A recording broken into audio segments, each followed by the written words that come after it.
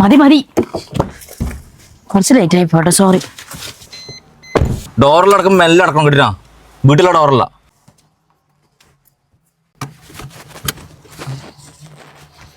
ചോട്ടക്ക്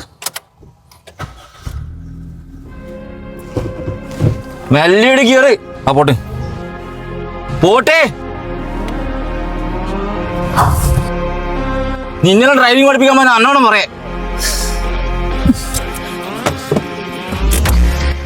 നിങ്ങൾ എന്നെ ഡ്രൈവിംഗ് പഠിപ്പിക്കണ്ട, ഞാൻ എവിടെയെങ്കിലും പോയിട്ട് പഠിച്ചു.